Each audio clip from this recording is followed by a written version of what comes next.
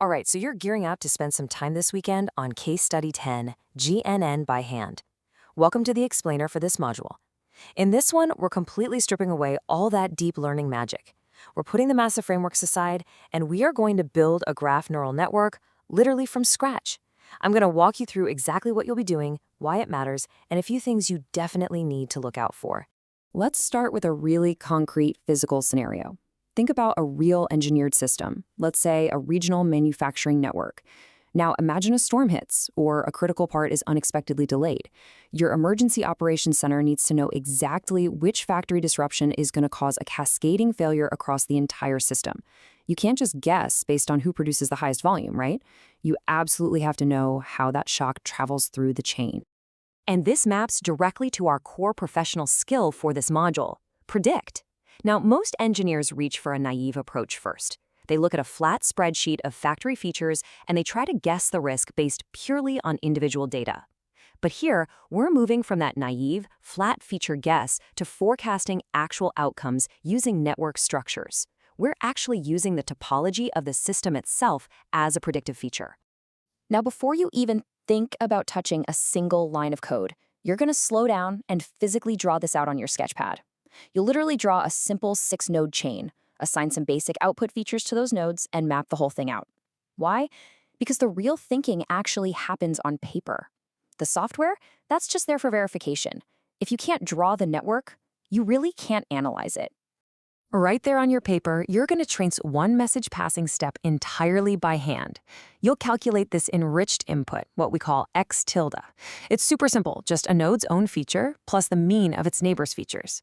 By doing this math by hand, you make the exact moment the graph structure enters the math completely visible. It's no longer a black box, it's just straightforward arithmetic.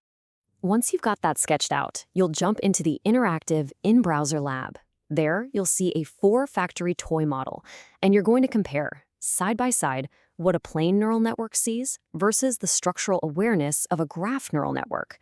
It's fascinating because a plain neural network only sees a factory's individual output, whereas the GNN sees exactly who that factory is talking to. This brilliantly illustrates our core concept, especially when we zero in on node D in the interactive lab.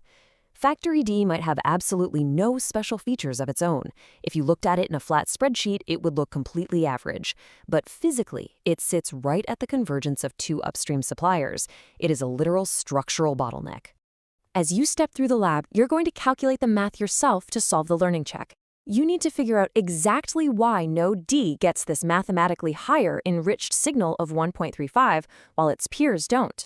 Now, I'm definitely not going to give away the final answer for your coding checks. You'll figure that out yourself. But seeing this 1.35 pop out of the equation is exactly the moment the so-called magic of a GNN becomes totally clear. After you wrap up the interactive lab, we move on to the coding exercise to really build out your technical toolkit. For this execution phase, we're jumping into the Python primary track using purely NumPy and Pandas. That means no heavy machine learning libraries. There's no PyTorch geometric here to hide the complexity.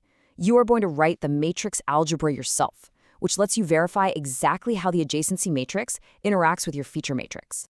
So what's the big takeaway? The one major misconception this case study is designed to dismantle is the idea that individual metrics reveals systemic risk. They just don't. Individual performance metrics do not account for structural exposure.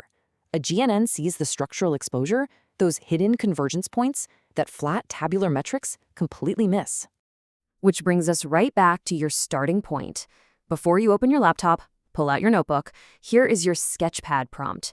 Draw your own network, calculate that first step, identify your highest enriched node, and prove to me whether it is the true bottleneck. Does the GNN actually have a chance of getting it right? Grab your pen, sketch it out, and I'll let you get to work in the lab.